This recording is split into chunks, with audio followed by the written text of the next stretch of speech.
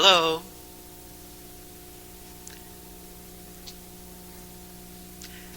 Well, I'm going to be telling a little story, and hi and bye. Whoa, wait a minute. Was this confusing, you guys? Alright, well, let me get to the story then. Get everybody's focus back on here, and let's see. This story is called Harley Christmas.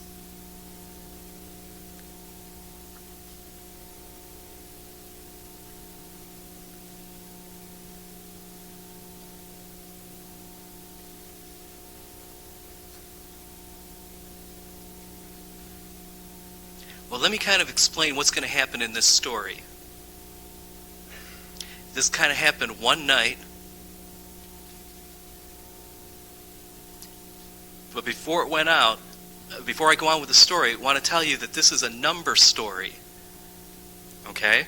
And what's going to happen, it's similar to an ABC story, where you use an A hand shape to be like a knocking on the door, and then a B for the door to be opening. This is the same type of thing, only with numbers. So the number 1 would be like a person, then 2 watching, and then 3 walking. So get the idea of what's going to go on. So I'm going to do this story using all numbers. Okay? One night, Santa Claus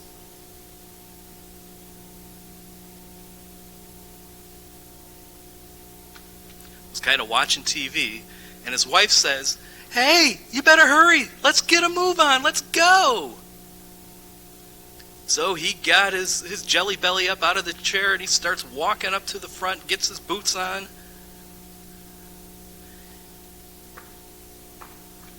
Gets all ready to go, gets on his coat with the furry sleeves.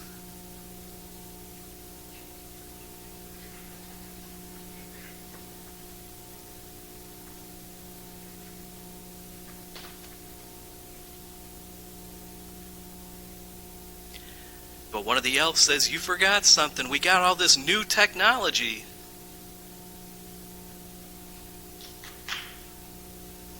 And he thinks it's a little Wintel pager.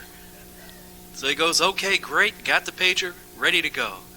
Opens up the door to this incredible blizzard. Ready to get into with the deer. They say, "If I need to call you, I'll get in touch."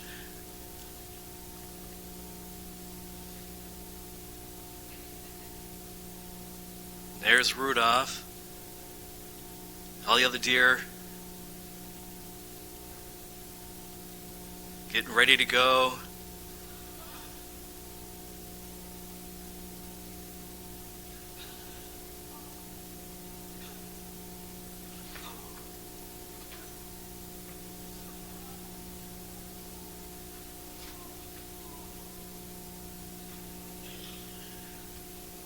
And the sleigh finally takes off. They pass by the moon.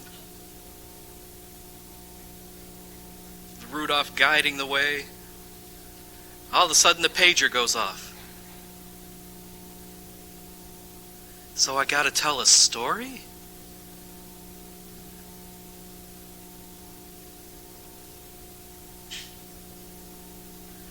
All of a sudden he spies something off in the distance and aims the sleigh over in that direction.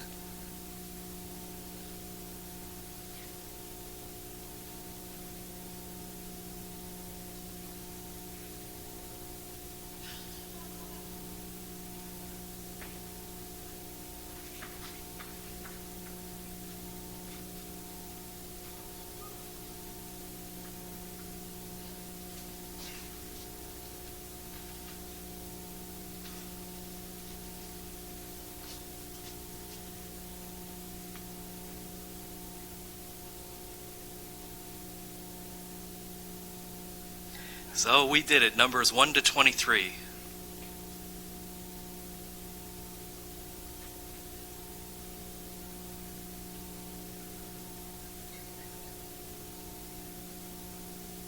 And they say, "Santa, now it's your turn, bud.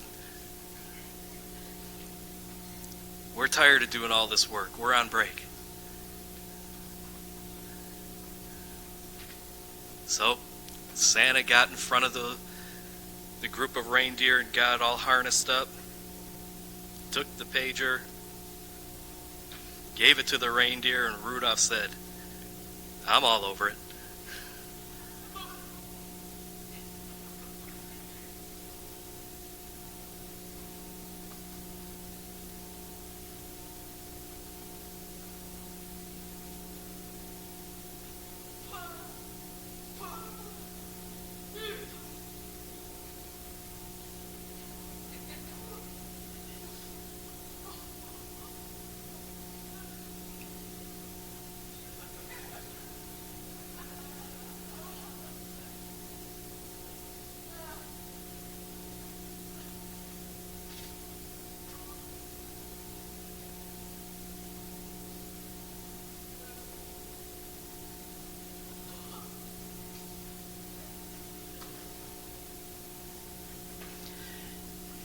After an ordeal of flying, Mrs. Santa Claus opens the door and sees that Santa has lost 128 pounds.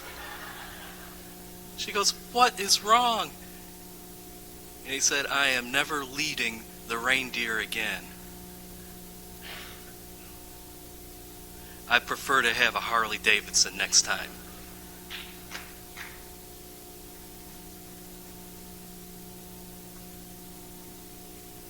And the reindeer went prancing off happily ever after. Merry Christmas, Happy New Year, everybody.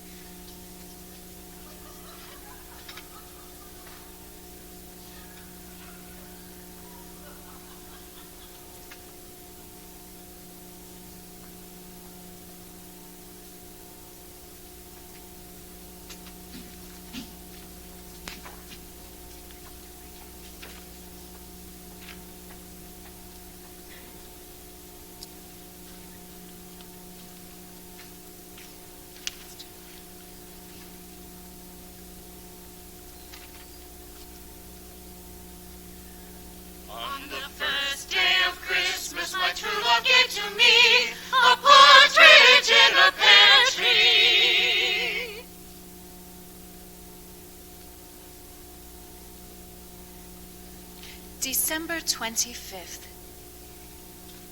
My dearest, darling Edward, what a lovely surprise. That sweet partridge in a lovely little pear tree. What a lovely, romantic, poetic present.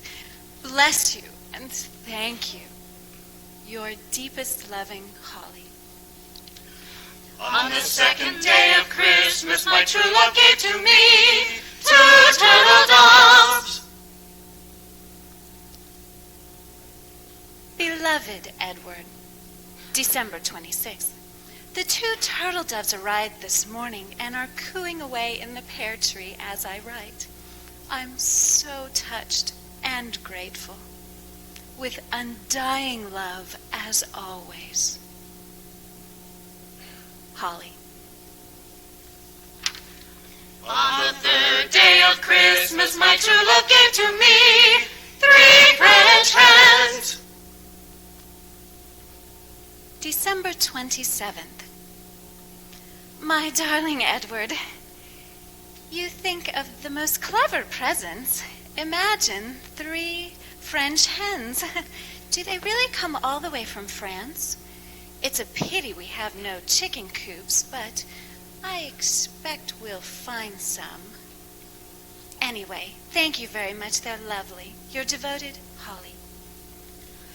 On the 4th day of Christmas, my true love gave to me 4 calling birds. Dearest Edward, what a surprise. 4 calling birds arrived this morning. They are sweet, even though they call a little loudly. But I'm sure they'll calm down once they've gotten used to their new home. Love, from Holly. On the 5th day of Christmas, my true love gave to me 5 gold rings.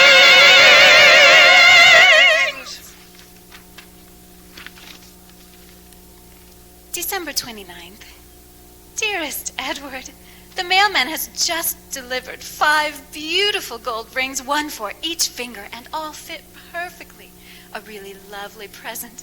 Lovelier, really, than the birds, which do take a great deal of care and are somewhat noisy. I'm afraid no one got much sleep last night, and Mother is thinking of using the rings to wring their necks. Mother has such a sense of humor. This time she's only joking, I think, but I know what she means. Still, I love the rings. Bless you, Holly. On the 6th day of Christmas, my true love gave to me 6 geese a-laying. December 30th. Dear Edward, imagine my surprise when I opened the front door this morning and found 6 huge geese laying eggs all over the porch. Frankly, I'd hoped that you would stop sending me birds. We have no room for them, and they've already ruined the lawn. I know you mean well, but please stop sending birds. Love, Holly.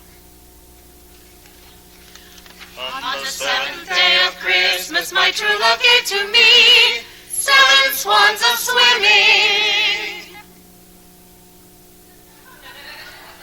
December 31st.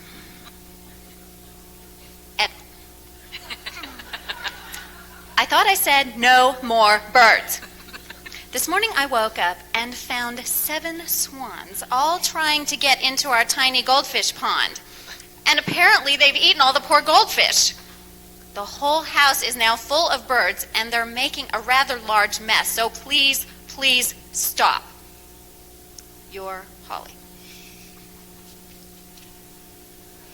On the 8th day of Christmas, my true love gave to me 8 maids a-milking. January 1st. Frankly, I prefer the birds. What am I going to do with 8 milkmaids and their cows? Is this some kind of joke? If so, I'm afraid I don't think it's very amusing. Holly. On the 9th day of Christmas, my true love gave to me 9 ladies dancing. January 2nd. Look here, Edward. Enough is enough. You say you're sending me 9 ladies dancing. Well, seeing how they dance tells me they are not ladies. My neighbors are not accustomed to having a group of half-naked women prancing about the house. And Mother and I are getting the blame. Kindly stop this ridiculous behavior at once. Holly.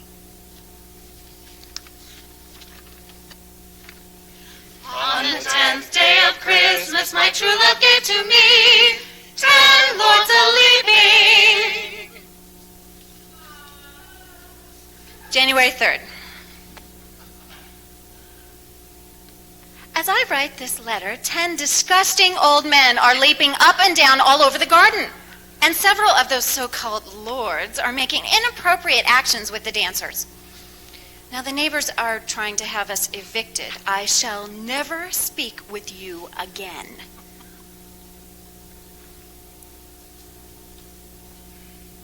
Polly. On the 11th day of Christmas, my true love gave to me 11 pipers piping. January 4th. Are you crazy? I told you to stop sending things. Birds, people, whatever, stop. Our house has become habitation. A man from the zoning board just closed down the house saying it's unfit for habitation. At least poor Mother wasn't here to see it. She was taken away yesterday in an ambulance to a mental health clinic. I hope you're satisfied.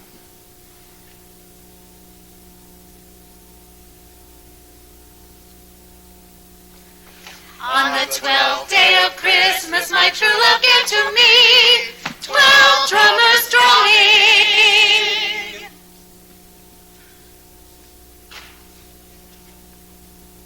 Sir, our client, Ms. Holly Schroeder, instructs me to inform you that she has no course left upon to her but to seek an injunction to prevent you from importuning her further. I am making arrangements for the return of much assorted livestock. I am, sir, yours faithfully, James Shapiro, attorney at law.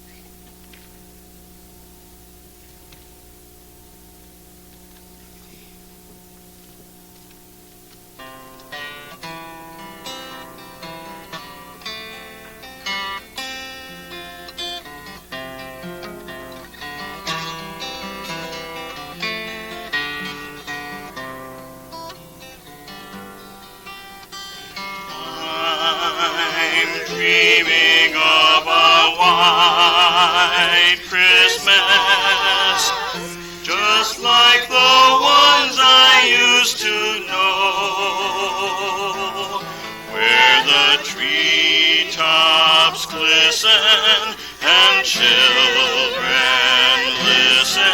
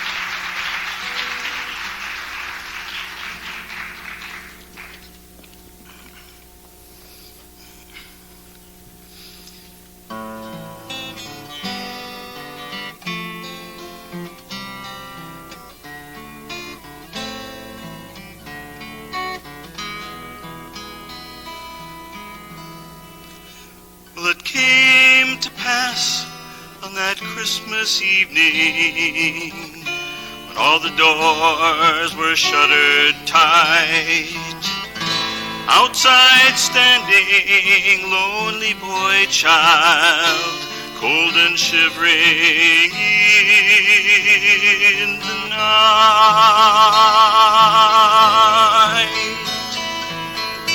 On the street, every window, save but one, was gleaming bright, and through to that window walked the boy child, peeking in saw candlelight.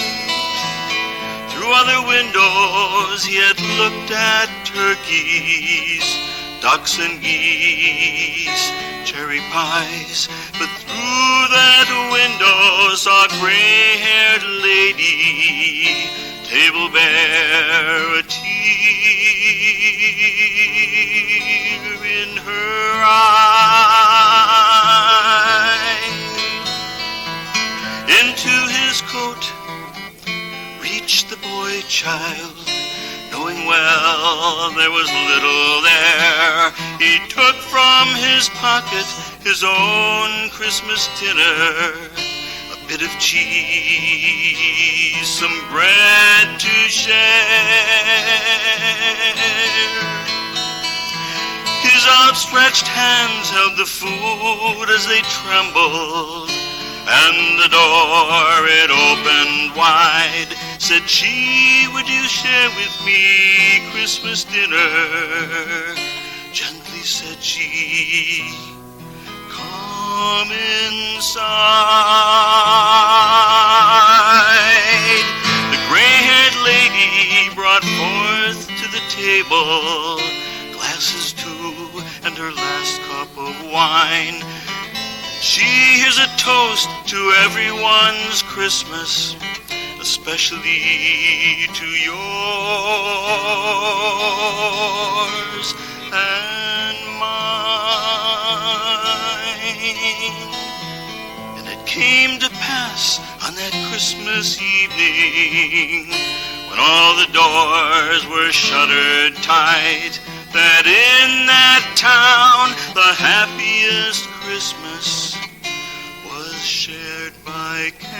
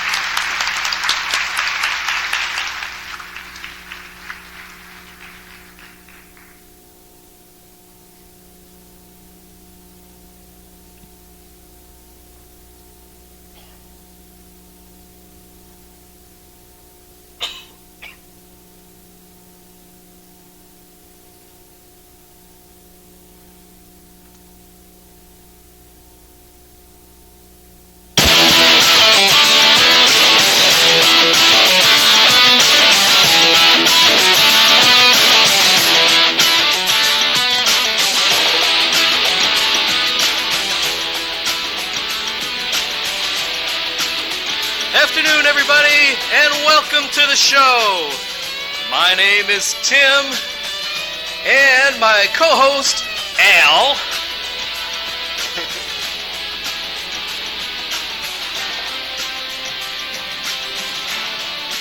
Today's show is going to be focusing on holiday safety. First of all, Al is going to be showing you how to hang a Christmas wreath. Then we'll move on and show you how to hang your holiday lights. Take it away, Al. Thanks, Tim. As everyone knows, the most important thing is using the right tools to match the job. Today I'm going to be using a claw hammer and a 10-pound rated picture hanger to fasten this here wreath to the wall.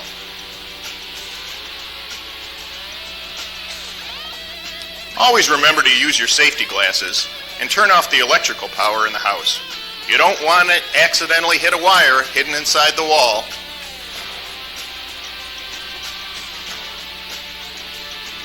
Thanks, Heidi.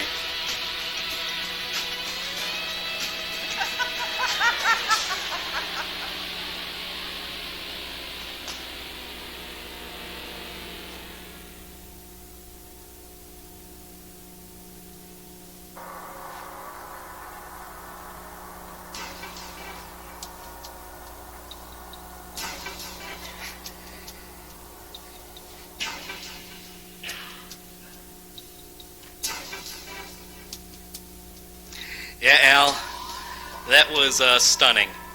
If you want to have the project take all day, maybe you'd use that claw hammer. But you know me, I prefer a little bit more power. Heidi?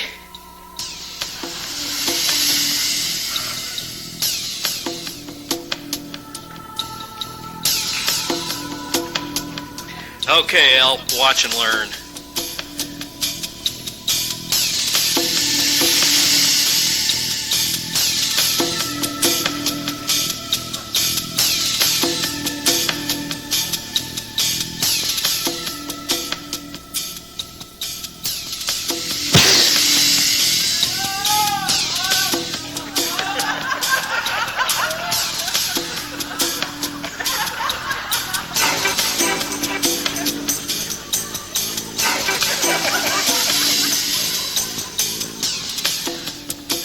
Good job, Tim.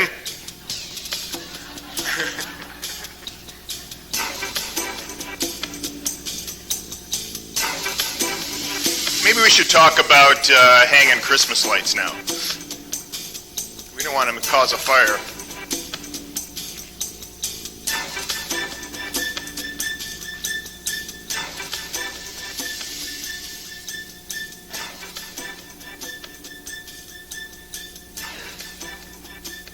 Isn't that lovely and festive?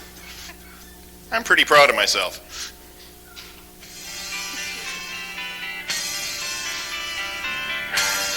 What do you think? Well, Al, you call that festive, do you? What's wrong with that? Well, it's all right, but I kind of like maybe just a little more work put into my efforts. Heidi, why don't you bring on out our bad boy Christmas light display?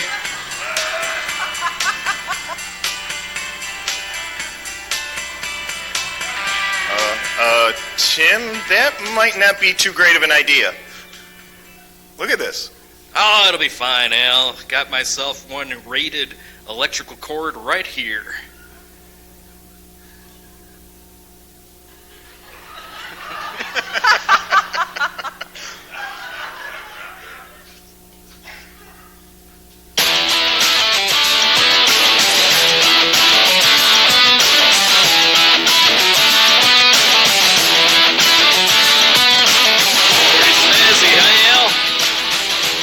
I have to admit, it's pretty impressive.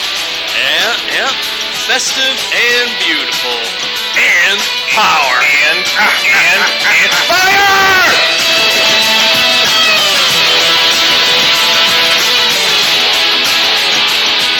Well, I guess we'll see you next week.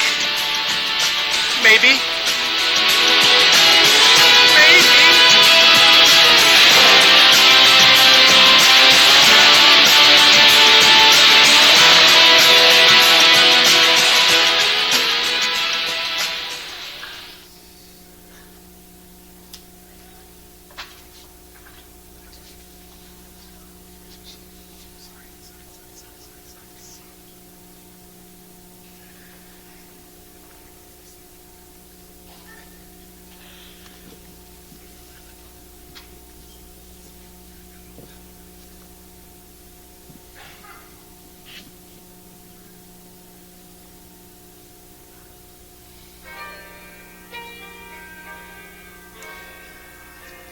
Chestnuts roasting on an open fire. Jack Frost nipping at your nose. Yuletide carols being sung by a choir. And folks dressed up like Eskimos. Everybody Everybody knows some turkey and some mistletoe help to make the season bright. Tiny tots with their eyes all aglow will find it hard to sleep tonight. They know that Santa's on his way. He's loading lots of toys and goodies on his sleigh. And every mother's child is gonna spy to see if reindeer really do fly.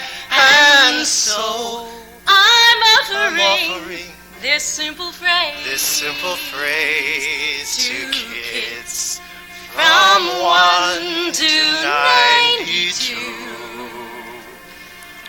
Although it's been said many times, many ways, Merry Christmas. Merry Christmas. Merry Christmas to you.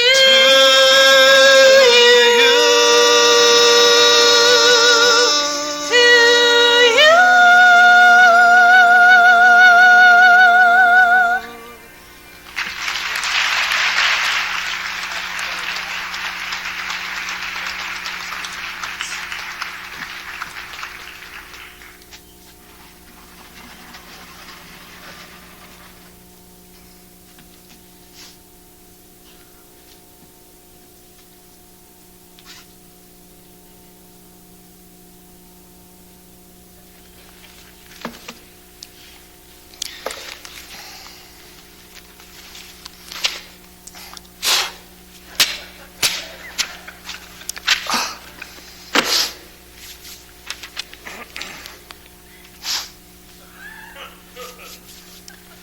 Was the nocturnal segment of the diurnal period preceding the annual Yuletide celebration. And throughout our place of residence, kinetic activity was not in evidence among the possessors of this potential, including that species of domestic rodent known as Mus musculus. Hosiery was meticulously suspended from the forward edge of the wood-burning caloric apparatus. Okay. All right. Pursuant to our excuse me. anticipatory Yes, pleasure regarding Fine. an imminent Thank you. visitation Thank you. from the eccentric Thank you. philanthropist among whose folkloric appellation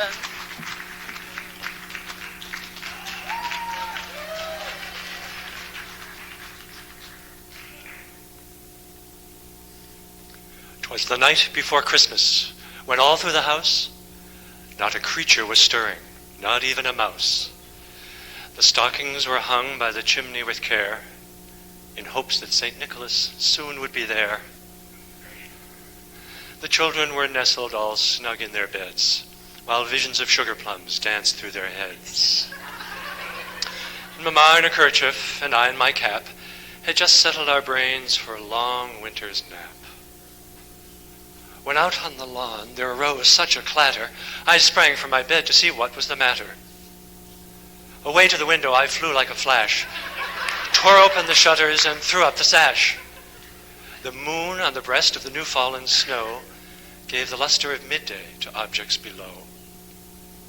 When what to my wondering eyes should appear but a miniature sleigh and 8 tiny reindeer, with a little old driver so lively and quick I knew in a moment it must be St. Nick. More rapid than eagles his coursers they came. And he whistled, and he shouted, and he called them by name. Now Dasher, now Dancer, now Prancer, and Vixen, on Comet, on Cupid, on Donder, and Blitzen. To the top of the porch, to the top of the wall. Now dash away, dash away, dash away all. As dry leaves before the wild hurricane fly, when they meet with an obstacle, mount to the sky. So up to the housetop, his coursers they flew, with a sleigh full of toys, and St. Nicholas too. And then in a twinkling I heard on the roof the prancing and little hoof. As I drew in my head and was turning around, down the chimney St. Nicholas came with a bound. He was dressed all in fur from his head to his foot, and his clothes were all tarnished with ashes and soot. He had a bag of toys flung on his back, and he looked like a peddler just opening his pack. His eyes, how they twinkled, his dimples, how merry. His cheeks were like roses, his nose like a cherry. His droll little mouth was drawn up like a bow, and the beard on his chin was as white as the snow. The stump of a pipe held tight in his teeth, and the smoke had encircled his head like a wreath. He was a jolly old elf, and his belly shook like a bowl full of jelly. He was chubby and plump, a right jolly old elf, and I laughed when I saw him, in spite of myself. He spoke not a word, but went straight to his work.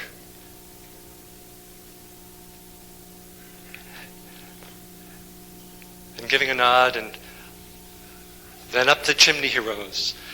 He sprang to his sleigh, to his team gave a whistle, and away they all flew like the down of a thistle. But I heard him exclaim, ere he drove out of sight, "Happy Christmas to all, and to all a good night."